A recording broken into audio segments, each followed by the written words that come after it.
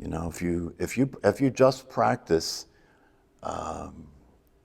being relaxed and focusing attention, and if you're paying attention to a mantra, obviously you're not thinking, and that's what the technique is about, is to get the attention out of the thinking activity, because that's where all the trouble lies. That's where the idea that we learned about who we are is. And when we're being that, we're living in the thinking world. It's important to even realize that conceptualization and thinking is a world. It's a world, the world of language, a world of thought, a world of understanding, a world of concepts. And for most people, that's the world. That is the world. Because as they move through life, the thinking activity is constantly interpreting what's coming in through the senses and generating a conceptual reality. And so you're living in a conceptual world. And there's nothing ultimately wrong with that other than the fact that it's not real. You might consider that something that is a problem. It's not real. It's a world of thinking and concepts. And because that's the case, we're not present to reality as reality is. And because we're not present to reality as reality is, we don't see important things like impermanence. We learn about it, but if you were paying attention, you would notice it, right? That everything is changing all the time. And the fact that everything is changing all the time has implications. Nothing ever stays the same. That's the source of anxiety for a lot of people, change, unpredictability for the future, instability. The thing that people count the most on is their own experience of themselves as a person. You know what I mean? Because that's who I am. And that's the me that's in this world. And so I'm being me when I'm being the person. And that starts to show itself as a very unstable reality. Even if you don't see it as such, the experience is one of instability, right? Because things you count on don't happen. You're disappointed. The world as you thought you understood it turns out not to be that way. And so it becomes a source of anxiety, a source of, in the long run, it could be a source of depression. I was noticing today, and I wonder about this. I wonder whether I suspect it's the same for all of us. But when I was a child, I really believed that the adults knew what was going on. Do you know what I mean? I believed that they knew everything. I believed that I was learning from them about what they knew, and they knew everything. I didn't think there was anything in the world that was unknown or that people didn't understand. I thought people understood everything. I mean, that's the way they spoke. That's the way they taught about things. And so I can't say exactly, I can't put my finger on exactly when it was, but there started to be this experience that I realized that that's not true, that these people don't really know a lot. Most stuff they don't really know. Maybe that's when I started taking drugs. Because, when you start to experience that, it's a pretty unsettling thing. You know what I mean? As you're growing up and you realize that your parents didn't know much at all of what you thought they knew everything. They didn't know much at all. And then you're exposed to the world and you find out that science is relatively new. Science is new. We don't know much at all about anything.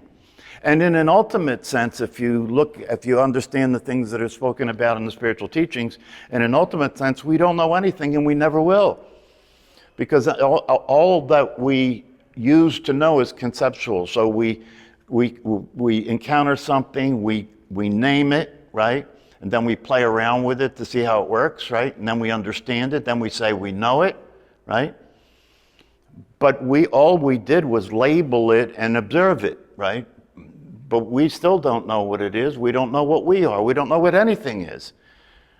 That's an important understanding to have as a human being. You know, it's actually liberating in a sense, because you don't have to be responsible for knowing things anymore. You know that there's a game called knowing things, right? That's called education. Good luck with that. There's a game called knowing things. And so I learned how to play the game in college. I had a great time because I could play the game well, without really struggling hard. I was fortunate in that sense. And by that time, I already knew what the real deal was. So I actually was a problem student because I would sit in the class and the teacher would present something and I would say, "How do you know that?" And the department head called me into the hall and said, "Stop doing that. Don't ask the teacher how they know things. That's not allowed." And they were right. That was not nice to do, but the reality of it is it's very important to come to that understanding. I mean, even as a psychologist, I went through training as far as you can go in school in psychology and got a license to practice it and all that, right? And I knew the people my colleagues over the years that I work with, and I work with a lot of psychiatrists and a lot of psychologists, and I knew that even though I had gone to school and got a degree and got a license, in my heart and my gut, I knew that I didn't know anything. And so that was unsettling, to work with people, especially in the environment that I worked in. I worked in the prison system, so I was working with desperate people. I was working with people who were really at the end of their rope, really at the end of their ropes. And so I really wanted to provide something to these people to give them some possibility for a quality of life. Many of them would not leave the prison. But I felt inadequate. I felt that I didn't know what to do. I didn't know what to say because I studied all the models, I studied all the theory. Somehow it was empty. It just didn't seem to cut it. And then when I started to hear about meditation and hear about the wisdom teachings and Buddhism and Taoism and Hinduism, and started to read Alan Watts, it started to become evident to me that there was a way, there was something that I could offer, but it was completely different than the traditional, conventional teaching that was being utilized in psychology. So I guess that's around the time when LSD and me became friends, because that was a way of literally kind of shutting off the filtering system in the brain, and making more direct contact with the way things were. And so that was a real eye-opener, and it really gave me more access to the possibility so that when I worked with people, I could start to talk about this. I could start to learn how to talk about this and how to offer them a possibility of freedom. And when it became evident to me that I could offer the possibility of freedom to people who were in prison, then I figured now I have something valuable to offer. And so I really started to offer programming, teach meditation, do intensives with inmates. And for them, it was like, when people start to get, people in that situation, in particular, start to get a sense of the possibility, it's like giving them oxygen when they're dying. That's the way it was for them. It was like, when they heard the truth and when they got an opportunity to practice meditation and started to come out of, the limited understanding they had about who they were and about the way the world was, it was like their head came out of the water that they were drowning and they could get air like that. And so that was a very powerful opportunity for me because I could see, it gave me an opportunity to see not only was I seeing something that could make a difference, but it was true. It was true and it was real. And if I expressed it and I presented it and I interacted with people about it, I could see their eyes open up. I could see them wake up and start seeing it and start to be happy, even regardless of the circumstances. I mean, how bad can it get? Being in prison And I want to tell you, a lot of people really don't understand the reality of prisons. Back in the 70s, when I first started working there, torture existed in the prisons. Torture existed. If you were giving the guards a hard time at night after everybody was locked in and lights were out, right? The goon squad would come and get you, and they had brass knuckles, okay? And they had a special unit that was separate from the maximum security prison in another part of town, right? Called the readjustment unit. So if you weren't adjusting well in the maximum security prison, you go to the readjustment unit to help you adjust after you got over the beatings.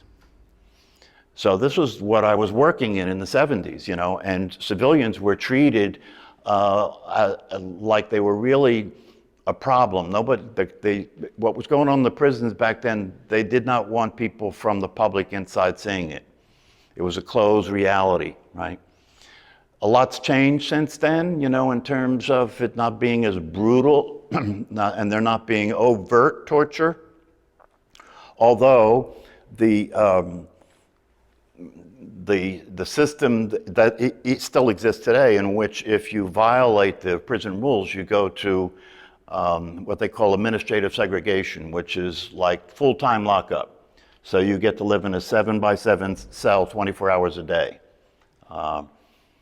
And then there was the inner society abuse among the inmates, the rape that went on.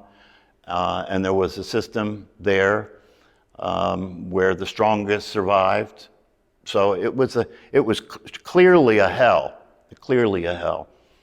And to be in the middle of that and to see that and to see what human beings are capable of in terms of the way they behave with one another was a real wake-up call for me.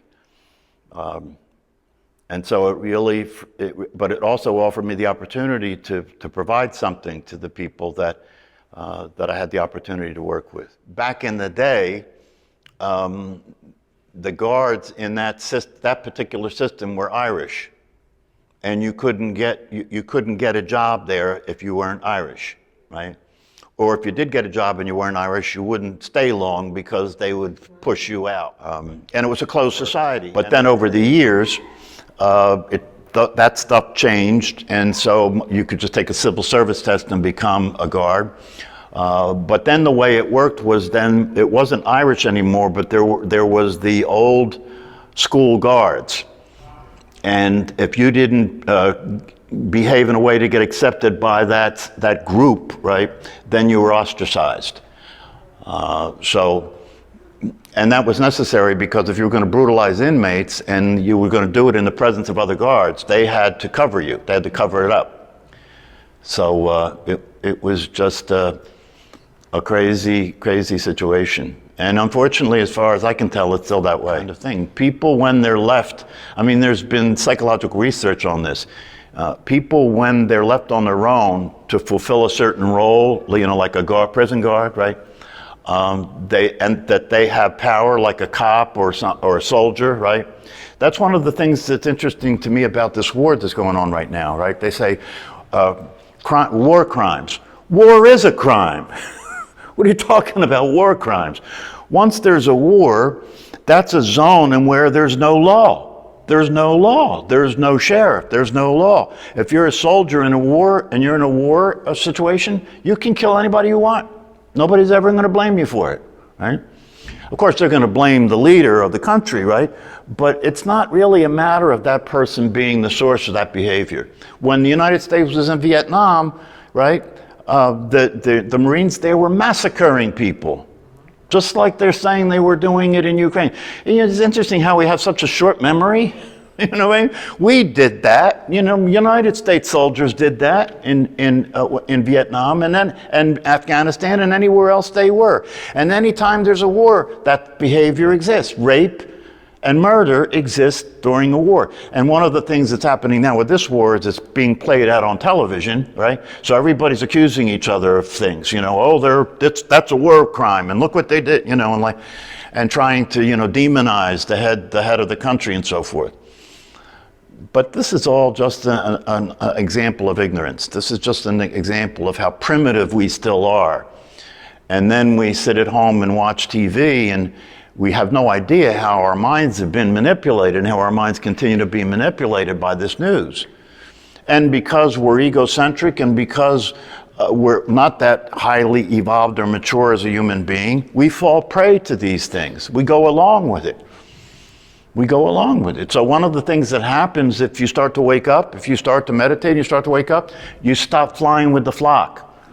You start to realize where everybody is generally going is hell. That's where it's headed. And so when you start to feel, if you stay with this process long enough and you study and you do the practices, you start to move into the experience of silence and stillness and peace and freedom. And you understand that's the true realization that allows you to not be part of this craziness that's going on. And you'll find yourself, I find myself these days, I do my formal practice, right? But I find myself other times during the day just sitting down and being quiet and enjoying the stillness and the silence. It's really a wonderful experience to be awake and alive. You know, it's when you take that and put it into the thinking process, it turns it into baloney.